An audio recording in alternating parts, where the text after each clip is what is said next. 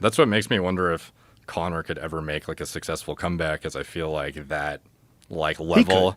Yeah. No, he could. He certainly could. The reason why Floyd Mayweather was still elite, even at the top of his game, I don't think you ever forget where you came from. Okay. Some people do. Some people definitely get soft. You know, that was the Marvin Hagler quote. He would say how difficult it is to run in the cold when you're waking up in silk sheets. Yeah. Yeah. But, you know, Hagler took steps to mitigate that. Hagler used to train out of Provincetown, which was on the Cape. So he would go out to the Cape Cod in the middle of the winter and run with combat boots in the fucking sand. Like, he separated from his family. He would go into like this fucking Spartan training camp. That was his way of staying hard. You know, I think Conor could still do it. The real question for me with Conor is what's going on with his leg. Yeah, he has like a titanium fucking plate in it now? Or? Yeah, his leg snapped in half. And no one, and I mean no one, in combat sports has had their leg snap in half and come back and been the same or better. Yeah. Anderson Silva's leg was fucked. Corey Hill was the first guy in the UFC that I saw get his leg snapped, and he never really was the same again. I don't even know if he fought again. And then Corey died young, unfortunately. And then the next one was Anderson, and the next one was Chris Weidman. Anderson did fight again, but he was never the same again. And Chris Weidman has yet to fight. I don't know if has Chris Weidman spoke publicly about his leg and the recovery. See if that's the case, because Conor actually brought it up when someone was asking him about USADA.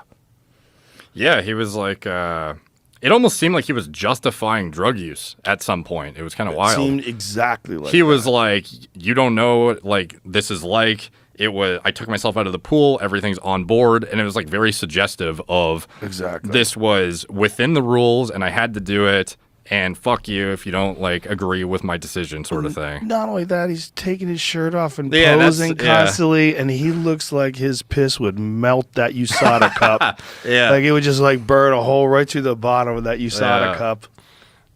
Yeah, if there's ever been speculation. What's this, Wonder Boy? Yeah, 8 months ago on Wonder Boy's channel, there's a video of him training and kicking, I guess. But oh, great. I wonder how it's doing, though. So here he's training, so maybe he's getting ready to work out again, or maybe getting ready to fight again, preparing for Wonder Boy. But the thing is, it's like there's a big difference between training and really being confident enough in the shin to test it, like getting kicked. So let's see he's just touching. They're touching right here. This is the kind of sparring that he's doing here. Is the kind of sparring, you know, it's called technical sparring. You're just kind of tapping each other. You're almost like playing tag. Even if your leg was to have like the structural integrity to sustain an actual fight, like what is the implications of walking around with like a plate in it? Is that unfair for? Well, that's interesting because I had David look at that leg when it Jesus snapped. Christ. Jeez, I'm coming back, baby. Watch Chris Weidman test out his leg after brutal injury. I had David Goggins on the podcast yesterday. And Goggins, he's such a fucking freak of discipline, and his ability to tolerate pain is like no one I've ever talked to. He had bone on his knees to the point where it distorted the shape of his bone, where his bones were like distorting to deal with the fact that there was no meniscus there, and it was like growing off in a weird way. So the way they mitigated that is they had to cut a wedge out of his shin, and then they lowered that bone down to make it parallel and flat with the tibia. Jesus. It's crazy. And you see these screws that are in there, and he's got this plate and these screws, and he said every step he takes he feels that plate. Damn. Every step. He said, it sucks. Everywhere I go, I feel that plate.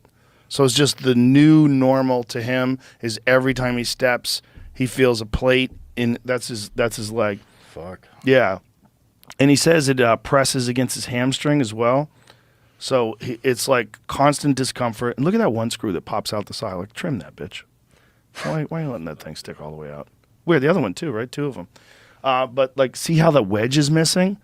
Like, that little wedge slice right there, his knee would go up on the side. So he was almost like bow-legged. Fuck. Yeah. Dude, but look at this.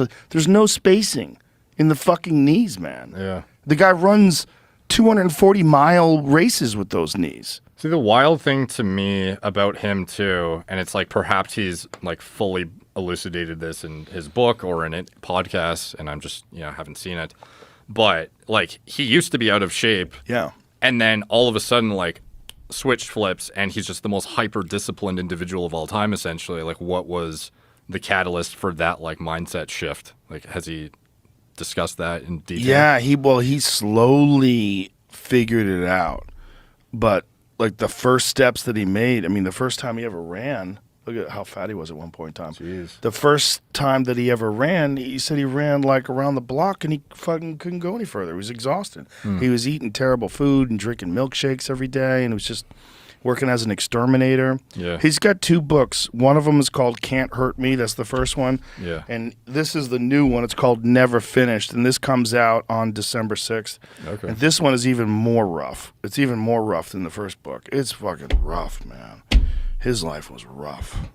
And those demons, like, propel him every day. And now he's in this place where he's known as like literally the hardest motherfucker that's ever lived. Like that's who he is. He's this guy that will run like 20 fucking ultra marathons in a month just to show people that it's possible. And that is like a burden too, because now you're constantly attached to this thing where you have to push it to the end, and then you see his body is falling apart.